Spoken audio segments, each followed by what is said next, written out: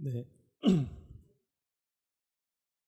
제가 오늘 마리아 찬양대 찬양을 하는 거 보면서 제가 고등학교를 졸업할 때 저희 동기들이 30명 정도 됐습니다. 교회에서 저희 친구 동기들만 30명이 됐는데 이제 성가대를 할 건지 당시에 성가대를 할 건지 교사를 할 건지 지원서를 적어 넣으라고 했습니다.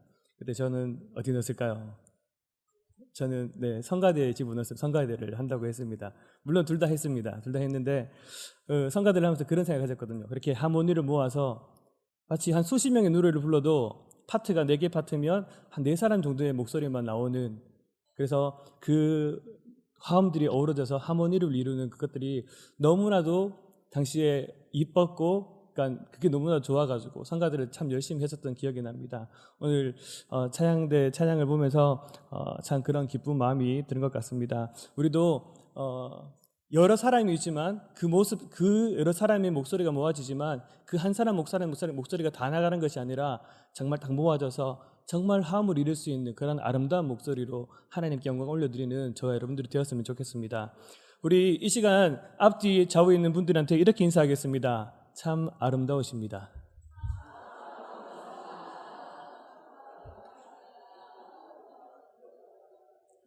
이 말하기 좀 그렇습니다. 그죠? 이쁘다, 뭐, 이렇게, 멋지다, 이렇게 좀 그나마 나오는데, 아름답다. 아름답다라는 표현을 언제 많이 쓸까요? 언제 많이 쓰실까요? 아름답다. 정말 아름답다라는 표현을 언제 쓸 수 있을까요? 제가 이제 제 경험을 들면 아름답다라는 생각이 드는 게, 결혼하는 부부들을 보면, 한 쌍의 커플이 너무 아름답다. 아름답다는 생각이 들고요. 그리고 정말 멋진 광경을 봤을 때, 뭐 차를 타고 지나가다 산을 봤을 때, 뭐 눈이 온 것을 봤을 때, 봄이 자연을 보게 되면 와, 정말 우리 하나님 지으신 이 세상이 너무너무 아름답다라는 생각이 들 때도 있습니다. 그리고 뭐 가깝게는 저희 아이가 딱 태어났을 때 지금 보니까 되게 못생겼더라고요. 태어났을 때는 정말 제 눈에는 너무 아름답게 보였습니다. 네. 그 예전 사진들을 지나서 자세히 보게 되면 네, 그렇습니다. 그리고 성경적으로 봤을 때 언제 가장 아름답다라는 표현을 많이 쓸까요? 정확한 표현을 언제 쓸 수 있을까요? 그래서 아마 천지 창조 후에 하나님께서 이 땅을 보시고 하나님 보시기에 심히 좋았다라고 했을 때가 그때가 가장 아름다운 그런 단계라고, 그러한 것이라고 볼 수 있을 것 같습니다. 그럴 때는 사람들과 자연들과 동물들과 다 아름다운 완벽한 조화를 이루고 살아갔습니다. 이런 노래가 있습니다. 사자와 어린 양이 함께 놀며 뒹구는 곳, 어린이 독사굴에 손 넣어도 물지 않는, 지금은 물어요. 네, 그런 에덴 동산, 그 아름다움. 여러 아름다운 모습들이 있습니다. 세상의 모습들 속에서 어떠한 모습이 아름다운 모습들이 있을까요? 어떤 기관들이 공동체를 가진 아름다운 공동체들이 있을까요? 우리도 뭐 뉴스를 보거나 혹시 주위에서 보시면서 이 정말 아름다운 공동체다라고 생각들은 그러한 공동체가 있을 것입니다. 뭐 특히나 뭐 좀 많이 있는 게 아마 사회복지 쪽 관련을 해서 보면은 그 힘들고 어려운 사람들을 자기가 힘듦에도 불구하고 돕는 모습들을 보게 되면 우리는 아름답다라는 그런 마음들이 들 것 같습니다. 그런데요, 저는 오늘 이 말씀을 보면서 이 5월달 공동체라는 주제를 가지고 설교를 함에 있어서 이 교회가 이 땅의 가장 아름다운 공동체가 되어야 되지 않을까라는 그러한 스스로에게 질문을 던졌습니다. 그래서 이 교회가 오천 지역에서 우리 오천 중앙교회가 가장 아름다운, 건물이 크거나 뭐 사람이 많고 이걸 떠나가지고요, 우리 공동체 안에서 가장 아름다운 그런 것들을 가질 수 있는 그런 공동체가 되었으면 좋겠다 생각을 했습니다. 그런 공동체가 될 수 있기를 바랍니다. 왜냐하면 우리는 하나님을 하나님이라고 고백하는 그러한 자들이니까, 하나님의 말씀을 믿고 신뢰하고 따르는 공동체라면, 그러한 모습을, 당연히 하나님을 신뢰하는 모습을 가졌다면 우리가 당연히 완벽하지는 못하지만 그래도 뭔가 보여주기식이 아니라 우리 있는 자체의 모습을 통하여서 아름다운 모습들이 나타나지는 것이 바로 우리가 나타내야 될 우리의 그런 열매들이고 우리의 의무이고 책임이지 않을까. 그래서 그 책임을, 그 의무들을 다할 수 있는 그런 저와 여러분들이 되었으면 좋겠습니다.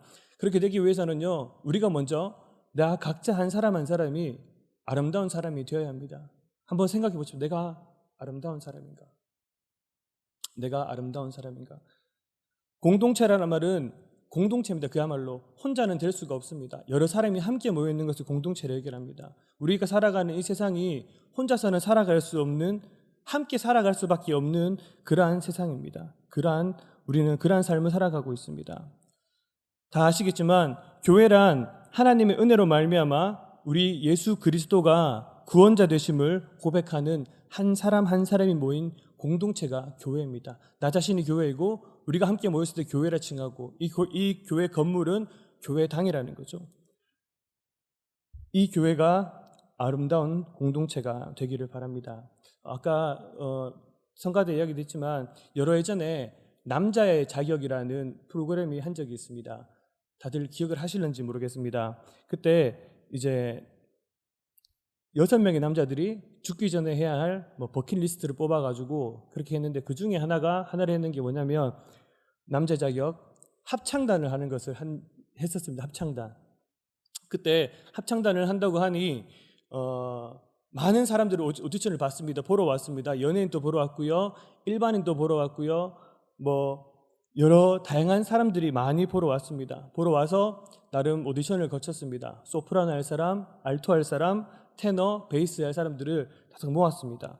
개개인들이 노래를 불렀을 때 오디션에 통과했을 때 보면 노래 되게 잘한다.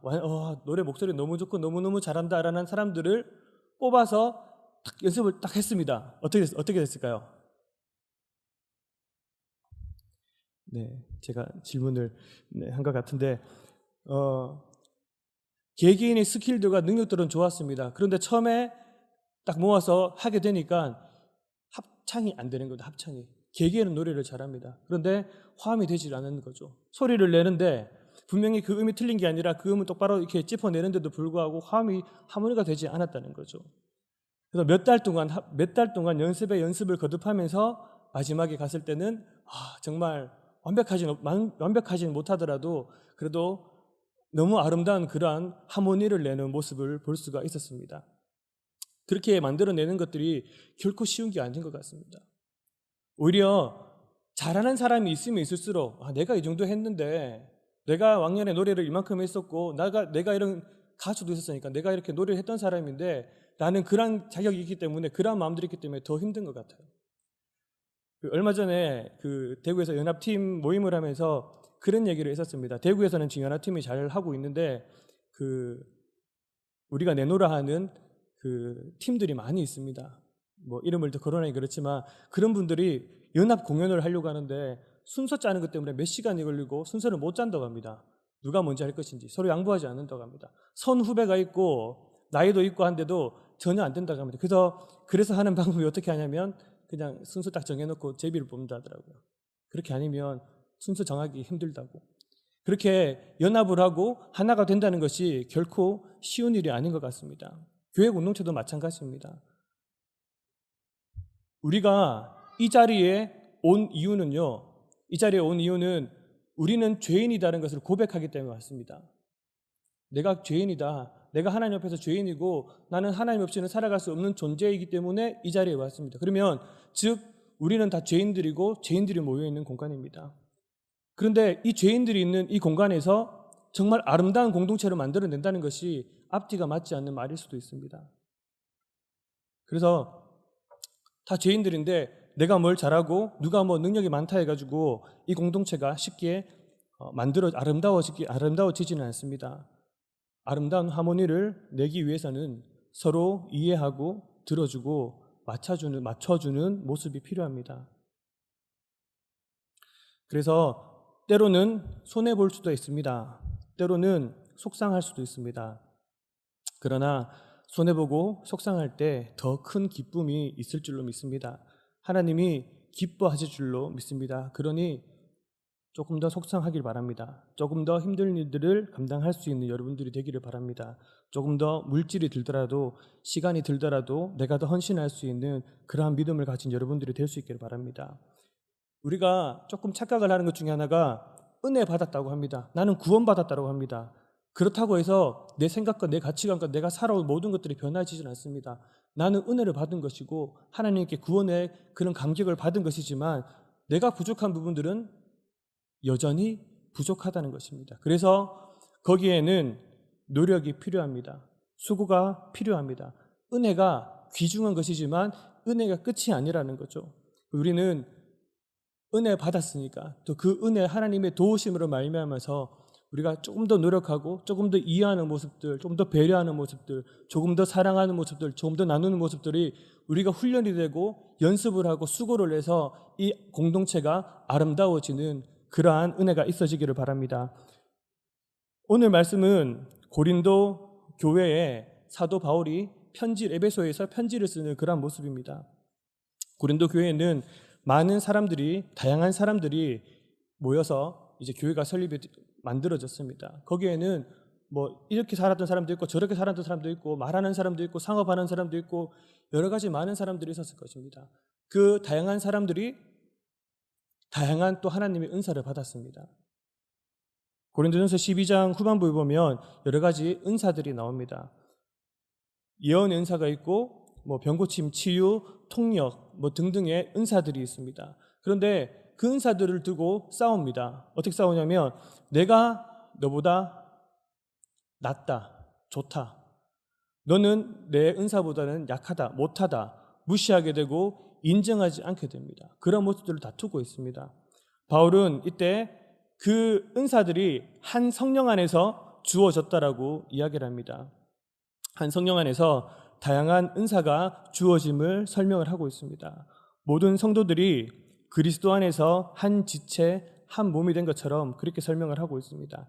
당시 고린도 교회는요, 유대인들, 헬라인들, 또 자유인들, 많은 다양한 사람들과 다양한 문화를 가진 사람들이 모여 있었습니다. 그러니 신앙의 방법도 다 달랐을 것이고 뭐 여러 가지 모습들이 다 달랐을 것입니다. 그러나 중요한 것은 한 성령 안에서 세례를 받았고 은사를 받았다는 것입니다. 그래서 뭐 예언이 크니 병고침이 크니 통역이 크니가 아니라 다 똑같다는, 다 중요하다는 이야기입니다. 그 지체라는 것을 설명하기 위해서 오늘 사도 바울은 몸을 비유를 합니다. 우리의 몸은 하나입니다. 하나이지만 우리의 눈도 있고 코도 있고 입도 발, 손 여러 가지들로 다 이루어져 있습니다. 물론 그 모습 속에서는 튼튼한 부분도 있을 것이고 연약한 부분도 있을 것입니다. 우리가 생각하기에 연약하다고 우리 공동체 속에서도 연약하다고 여겨지는 지체들도 있고 귀하지 않다라고 생각되는 지체들도 있을 수 있습니다. 하지만 사도 바울은 연약한 지체일수록 더욱 더 귀하게 여기며 서로를 도와야 된다고 말씀을 하고 있습니다. 우리들도 어쩌면 강한 부분들보다는 연약하고 조금 소외되고 그런 지체일수록, 그런 부분일수록 더욱더 더 많이 보살펴주고 이해할 수 있는 그런 모습들을 가져야 할 것입니다. 그래서 누가 좋은 일이 생기면 정말 같이 좋아해주고, 누가 힘들고 어려운 일이 생기면 더욱더 위에서 기도해주고 슬퍼하고 그런 모습이 있었으면 좋겠습니다. 왜냐하면 교회는 그리스도 안에서 한 지체이고 한 몸이기 때문입니다. 우리는 한 몸, 한 지체로, 예수 안에서 한 지체로 이루어져 있다는 것을 우리는 기억을 해야 할 것입니다. 너와 나는 다르다. 너와 나는 아니다. 선을 긋는 게 아니라 우리는 너와 나는 하나다라는 그런 마음을 가질 수 있기를 바랍니다. 예수님이 우리의 머리가 되어주시고 교회의 머리가 되어주시고 그 머리로 말미암아서 우리는 다 연결된 한 지체인 것을, 한 몸인 것을 기억할 수 있기를 바랍니다. 그래서 우리는 그런 공동체를 만들어가기 위해서 첫 번째로 교회의 문턱을 낮추어야 합니다.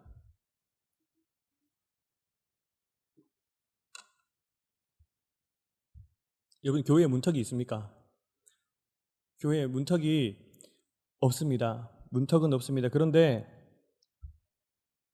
문턱이 보이지 않지만 문턱이 정말 높습니다. 교회에 아무나 들어가기가 쉽지 않은 것 같습니다.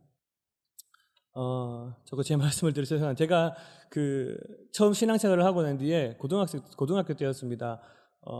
예배에 가는데 조금 늦었어요.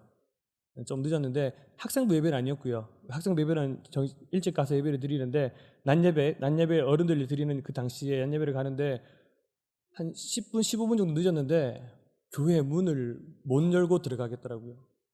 와, 이 문이 뭐길래 이 문턱이 뭐길래 못 들어가나라고 생각을 했습니다. 그래서 한참을 기다리다가 결국은 못 들어갔습니다. 못 들어가고 다 끝나고 그렇게 들어가서 또 이제 그 다음 예배를 준비하고 이렇게 했었고, 두 번째 또 늦었을 때 그때는 이제 들어가는 것 같습니다. 들어갔더니 이제 당시에 전사님께서 되게 반갑게 맞아주시고 그랬던 기억이 납니다. 문을 넘기가 쉬운 것 같지만 쉽지가 않습니다. 뭐 제가 그냥 간단한 그렇게 비유를 들어서 말씀을 드렸지만, 이 교회라는 곳이 누구나 다 들어올 수 있는 곳이 되어야 하는데 사실 누구나 다 들어오기가 쉽지 않은 것 같습니다. 그래서 다른 사람들이 오해를 합니다. 마치 교회에는 정장이 있는 사람들만 와야 될 것 같고 뭔가 이 자격이 있는 사람들만 와야 될 것 같은 그러한 모습들, 어떤 직업이 있어야 되고 11조를 헌금을 할 수 있는, 충분히 낼 수 있는 그런 사람들만이 올 수 있는 곳이다라는 오해를 가지고 있을 수도 있습니다. 그래서 우리는 그러한 문턱을 낮춰야 됩니다. 서울의 한 모 대형 교회에서 어떤 임직식을 하기 위해서 선출을 하지 않습니까? 장로님들 선출하고 이렇게 선출을 하는데 어떤 분이 그런 후보가 될지, 후보로 올라왔는지 한번 이렇게 본 적이 있습니다. 본 적이 있는데 이 급이 대단하더라고요. 최소 대학 교수는 돼야 되고, 그런 모습들을 봤을 때 성도님들이 보시기에는, 어떻게 보면 믿지 않는 사람들이 보기에는 아주 높은 장벽입니다.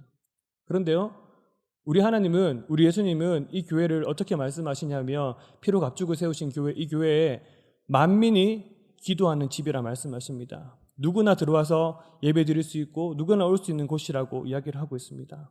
이사야 55장에 누구나 와서 포도주와 젖을 사라, 하나님께서 초청하십니다. 값없이 하나님의 주권적인 은혜로 와서 포도주와 말씀을 살 수 있도록, 말씀 은혜를 받을 수 있도록 그렇게 하셨다는 것입니다. 우리가 구원의 은혜를 무엇으로 샀습니까? 우리가 무엇으로 구원의 은혜를 받았습니까?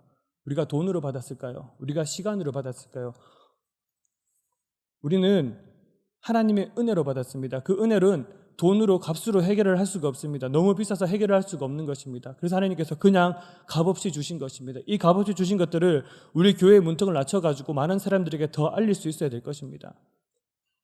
그래서 혹여나 우리 공동체가 가지고 있었던 그러한 문턱들이 있다면 이 시간 한번 생각해 보시고 그 문턱들을 최대한 낮출 수 있도록 누구나 다가 나와서 하나님께 예배할 수 있는 그런 교회가 될 수 있도록 우리가 노력할 수 있었으면 좋겠습니다.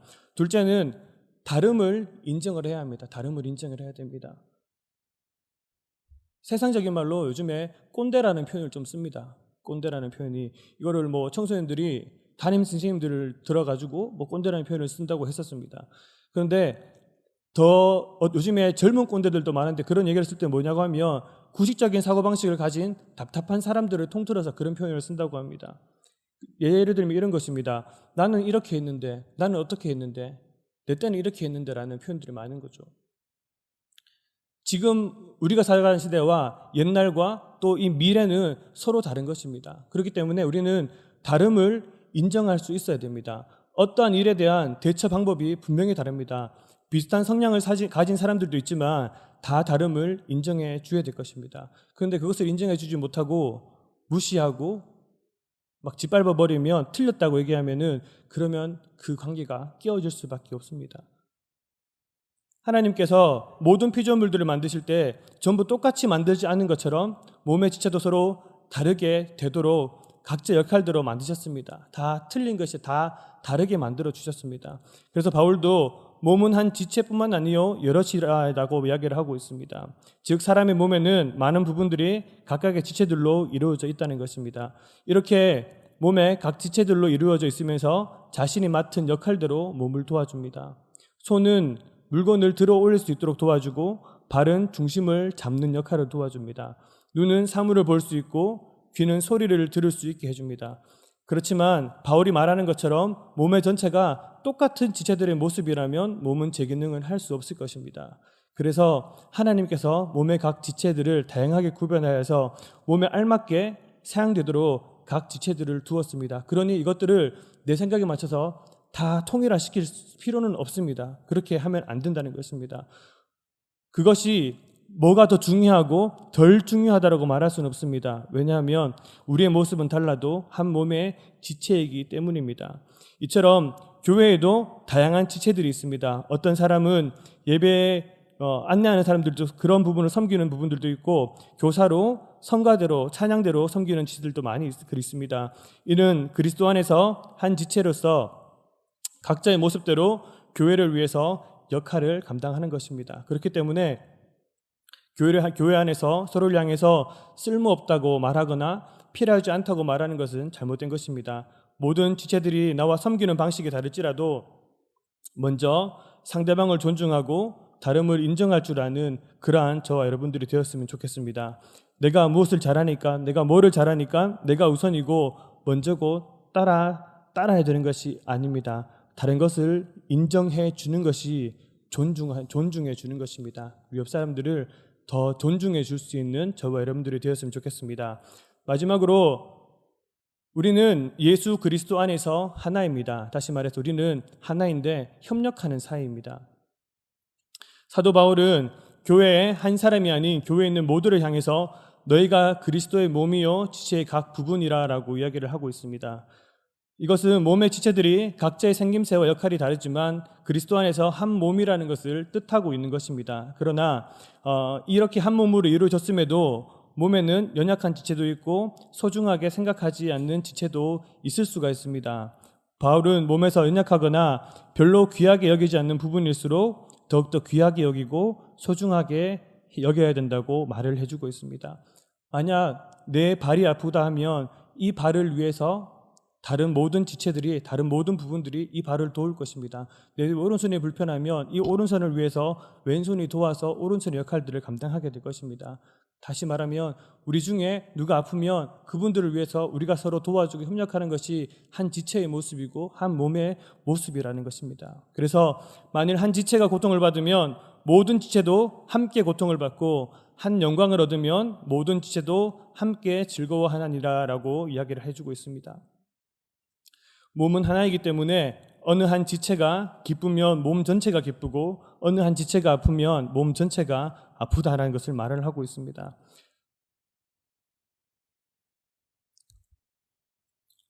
아이랑 엄마랑 길을 갑니다. 가다가 어떤 아이가 주차장에 보면 더 이상 뒤로 뒤 부딪히니까 못 가게 막아 놓은 그 발판이 있습니다. 주차 파킹 막이 있습니다. 거기에 다리가 걸려서 넘어졌습니다. 아이가 엄마에게 화를 냅니다. 엄마가 얘기를 합니다. 이게 나 때문에 넘어진 거냐? 엄마가 잘못한 거냐? 라고 얘기를 합니다. 아닙니다. 그런데 아이는 엄마한테 화를 냅니다. 엄마가 내가 너를 넘어지게 했니? 왜 엄마한테 화를 내는 거니? 라고 얘기를 합니다. 또 한 예를 들겠습니다. 화장실에 물이 조금 샙니다. 조금씩 샜습니다. 그런데 이 새는 것이 갑자기 더 많이 터졌습니다. 그때 남편이 그것을 보고 아내에게 얘기를 합니다. 이렇게 될 때까지 뭐 하고 있었냐고 아내에게 호통을 칩니다. 아내가 잘못했는 것일까요? 이 부분은 뭐냐면 그 문제를 뒀을 때 그 사람을 탓하는 것이 아니라, 이 사람을 탓하는 존재가 아니라 이 아내와는 이 문제에 대해서 해결할 수 있는, 같이 협력하는 관계가 되어야 된다는 것입니다. 문제의 대상을 잘못 짚게 되면 우리에게는 다툼이 일어날 수가 있습니다. 아내는 화를 받은 대상이 아니라 문제를 풀어갈 협력자라는 거죠. 교회도 마찬가지입니다. 어떤 문제가 있으면 그 문제로 화를 내거나 문제를 만들지 않아야 되고, 어떻게 하는 것이 좋은 방법이고 대안인지를 찾는 그러한 관계가 되어야 될 것입니다. 그래서 우리는 그러한 일들이 생겼을 때 다툼이 있는 것이 아니라 협력하는 관계로, 우리는 한 지체이니까 협력하는 관계로 최선의 방안으로 대처를 하고 차단하고 그렇게 해결해가는 그런 아름다운 모습을 가질 수 있기를 바랍니다. 5월은 가정의 달이고 공동체라는 주제를 가지고 한 달간 이제 말씀을 나눌 것입니다. 정말 아름다운 공동체가 될 수 있기를 바랍니다. 그 아름다운 공동체는 그냥 듣기만 한다고, 그냥 그렇게 되어야지 한다고 되어지는 것이 아닙니다. 그냥 주어지는 것이 절대로 아닙니다. 분명 우리의 노력이 필요합니다. 고린도서 13장에 많은 은사들이 있지만 그 중에 제일은 사랑이라고 얘기를 합니다. 정말 사랑으로 사랑으로 안아주는 그러한 우리 오천중앙교회 모든 식구님들이 될 수 있기를 바랍니다. 그래서 사랑으로 그 모든 것들을 안아내고 이겨내고 정말 사랑으로 아름다워지는 그런 아름다운 공동체, 그 이름 교회, 오천중앙교회, 그런 교회가 될 수 있기를 예수님 이름으로 부탁을 드립니다. 기도하겠습니다.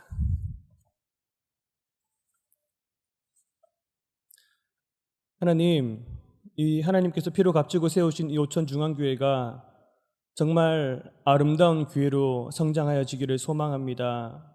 문제가 있는 것이 아니라 그 문제가 있더라도 오히려 사랑으로 덮어버리고 더욱더 사랑이 피어나는 그런 아름다운 공동체가 될 수 있도록 하나님 우리에게 은혜를 더하여 주옵소서. 우리를 하나님의 은혜로 부르셨는데 그 은혜로 더욱더 열심히 노력할 수 있는 그런 믿음들과 그런 노력들을 할 수 있는 그런 마음들을 더하여 주시고, 어떤 문제가 있을지라도 오히려 사랑으로 그것들을 이겨낼 수 있고 연합함으로 하나님께 한 모습으로 영광 올려드릴 수 있는 그러한 우리들이 될 수 있도록 하나님 은혜를 허락하여 주시옵소서. 이 모든 말씀을 살아계신 예수님 이름으로 기도합나이다. 아멘.